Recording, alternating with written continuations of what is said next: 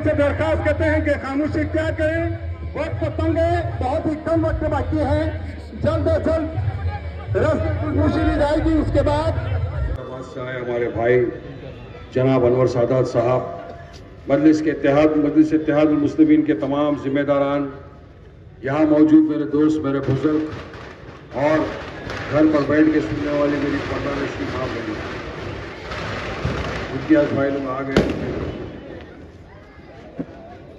आज का ये जलसा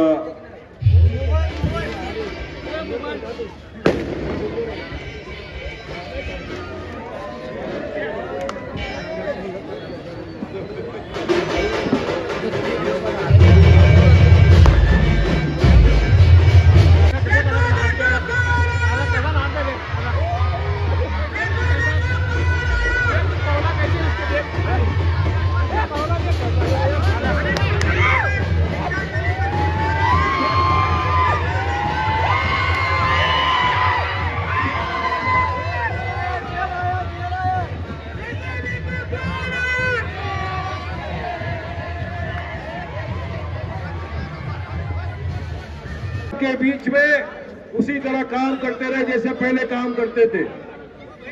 वो अलग लोग होते हैं जो हार के चले जाते हैं, मगर मजलिस का काम उसकी पहचान है। आपका शुक्रिया जो आपने हमारे कायद बैरिस्टर असदुद्दीन ओवैसी साहब, अकबर ओवैसी साहब की बात को,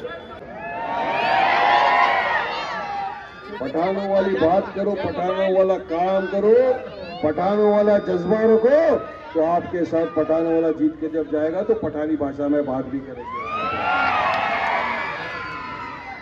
मजलिस की एक खूबसूरती अटलती नहीं किसी के बाप से। आज आपके यहाँ सामने आने के मकसद यही है कि बहुत जल्द चुनाव भी आने वाले हैं और जो देश के हालात हैं वो आपके सामने रखना बहुत जरूरी है। इन हालात से वाबस्ता है किस तरह से जब से 11 बरस से ये मोदी सरकार आई है, बीजेपी की सरकार आई है, आप हम तमाम एक चीज देख रहे हैं कि एक तबका जो है उसके खिलाफ हर आए दिन जहर घोला जाता है। मुसलमानों को गाली बको और वोट हासिल करो, मुसलमानों को गाली बको, मंत्री बन जाओ। अब तो जो बोलते हैं मुसलमानों को मारेंगे, मस्जिद में घुस के उनको सरकार रिवॉर्ड से नवाजती है, उनको मंत्री बना देती है। ये हालात आज हमारे महाराष्ट्र के और पूरे भारत देश के बन गए हैं। अगर आपकी तरफ से कोई बुलंद आवाज करता है और सही में बीजेपी की आंखों में आंखें डालकर उनको कोई जवाब देने की ताकत रखता है और देता है, तो कोई और नहीं, आपका मेरा कायद बैरिस्टर असदुद्दीन ओवैसी साहब। अब तो नेशनल में नहीं, इंटरनेशनल में चले गए हम।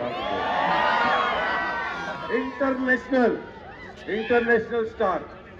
पहले असद साहब बोलते थे ट्विंकल ट्विंकल लिटिल स्टार, अब मैं बोलूंगा असद साहब अब ट्विंकल ट्विंकल लिटिल स्टार नहीं है, आप इंटरनेशनल बिग स्टार बन गए हैं।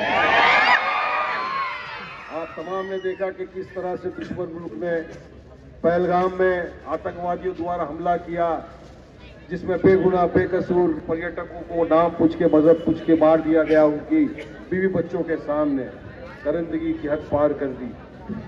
वाहिद उस वक्त एक शख्स ने जो आवाज बुलंद और दुश्मन मुल्क को जवाब दिया, करारा जवाब दिया, वो ताकत किसी और में नहीं थी, वो ताकत वाहिद सिर्फ मजलिस इत्तेहाद मुस्लिमीन के सदर, आपके हमारे सदर बैरिस्टर असदुद्दीन ओवैसी साहब से।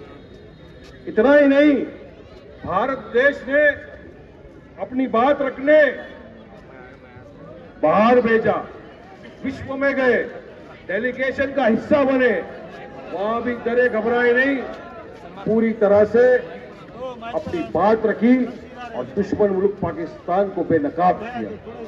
ये हिम्मत, ये हौसला आप लोगों से मिलता है।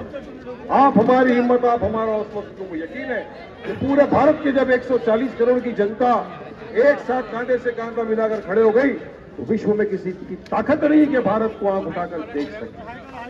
अब तब भी हमारे जवानों के साथ खड़े थे, आज भी हमारे जवानों के साथ कांधे से कांधा मिलाकर खड़े। तो मजलिस की ताकत ये है, अब आपको मजलिस को मजबूत करना। आप देख रहे हैं किस तरह से हमारे खिलाफ साजिशों पे साजिशें चली गई, साजिश बनती रही।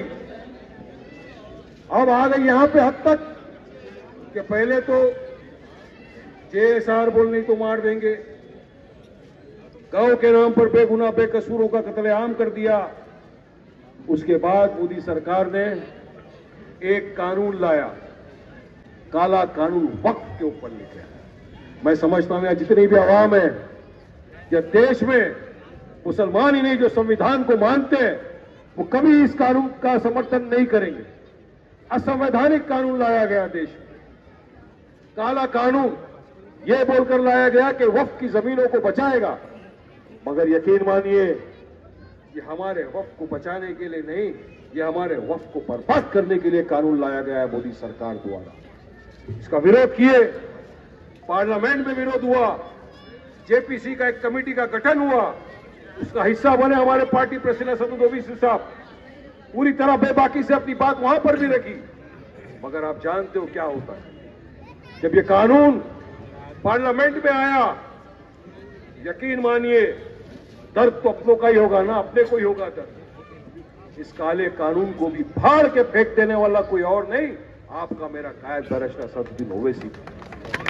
ये ताकत है मजलिस की कि अगर आप असंवैधानिक कानून बनाओगे, आप ऐसा काला कानून लाओगे जो हमारे मजलूमों की, हमारे यतीमों की जमीनों को छीन लेगा, तो मजलिस खामोश नहीं बैठेगी। ये कानून के जरिए सरकार ने 40 से ज्यादा अमेंडमेंट लाया है।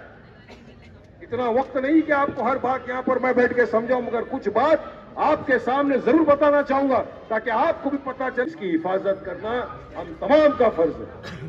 हम वायलेंस में यकीन नहीं रखते, मगर जो संविधान ने इजाजत दिया है पीसफुल प्रोटेस्ट करने का, उसका तो हिस्सा सबको बनना चाहिए। क्योंकि हम जब प्रोटेस्ट करते हैं तो ये आवाज दिल्ली तक जाती है, वहां पता चलता है कि वाकई में कोई इस कानून के समर्थन में नहीं खड़ा जो गैर कानूनी या संवैधानिक है। आप मजलिस का साथ दीजिए। मजलिस पूरी तरह से हर तरफ प्रोटेस्ट कर रही है। मजलिस इस काले कानून के खिलाफ थी, है, रहेगी जब तक ये मोदी सरकार इस काले कानून को वापस नहीं लेती तब तक। यहां पर कुछ दिनों में आपको आवाज बुलंद करने का मौका है। सुप्रीम कोर्ट ने भी कहा कि 3 से 4 महीने में महाराष्ट्र में पलदिया के चुनाव होने चाहिए। पलदिया का चुनाव आ गया, 7 वर्ष इंतजार किया तमाम ने, आज आपके यहां भी चुनाव है। जिस तरह से 6 महीने पहले आप इकट्ठा होके इतिहाद पैदा किए, आप मुत्तहीदा तौर से निकले घर से और मजलिस के फारूक शाह अब्दी साहब को वोटों से नवाजा, इस तरह इस मर्तबा भी आप अगर अपने अपने घरों से आकर मजलिस इत्तेहादुल मुस्लिमीन के उम्मीदवारों को वोट से नवाजेंगे, अपनी दुआओं से नवाजेंगे, तो मेरा यकीन मानिए इस बार मजलिस के 20 नहीं 30 कॉर्पोरेटर आप जुटा के ला सकते हो। सोलापुर इतिहास लिख सकता है। आपको याद रखना ये बात है कि जब हमारी जमीन पे बात आ गई, जब अल्लाह की अमानत पे बात आ गई, कौन खड़ा था हमारे साथ? मजलिस इत्तेहादुल मुस्लिमीन। जब आतंकवादियों को जवाब देने की बात आ गई, मुंह तोड़ जवाब देने की बात आ गई, तो कौन जवाब दे रहा था? मजलिस इत्तेहादुल मुस्लिमीन। मजलूमों पे, यतीमों पे जहां जहां जुल्म हुए, जहां जहां अत्याचार हुए, जहां हक मारा गया, उन मजलूमों के साथ कौन खड़ा था? मजलिस इत्तेहादुल मुस्लिमीन। तो हर चीज पे, हर शोबे पे, हर वक्त जब मजलिस आपके साथ खड़ी है, आपका साथ देती है, तो यकीन मानिए आपका भी फराइज है, ये फर्ज है कि आप भी मजलिस का साथ दें। मजलिस आपसे और कुछ नहीं चाहती, आपसे दुआओं की रिक्वेस्ट करती। ये चाहती है कि आप भी आपके पास से आपके अपनों को, उम्मीदवार जो बनेंगे मजलिस के, उनको जिताएं। वोट दे, उनको भेजे बल्दिया में, भेजे कॉरपोरेशन में, ताकि वो आपकी आवाज बुलंद करे, नहीं कि वहां जाके चुपचाप से बैठ जाए।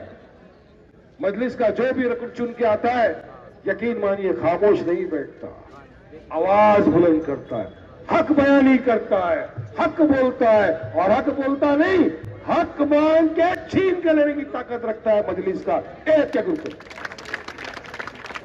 तो ऐसों का साथ दो जो आपके साथ खड़े रहे, ऐसों का साथ दो जो आपका काम करे, क्योंकि दुनिया 4 दिन की है बोलते हैं, सबको एक दिन जाना है। अल्लाह सुब्हान तआला की बारगाह में जब सवाल जवाब होगा तो आपको बताना पड़ेगा जो हमारे हक के लिए लड़े थे, हम उनके साथ कांधे से कांधा मिलाकर खड़े थे। कि आपके हक की लड़ाई है, कि आपके हक की लड़ाई के लिए आपको एक होना होगा, इत्तेहाद पैदा करना होगा, मुत्तहिदा तौर से आपको मजलिस के जितने भी लोग खड़े होंगे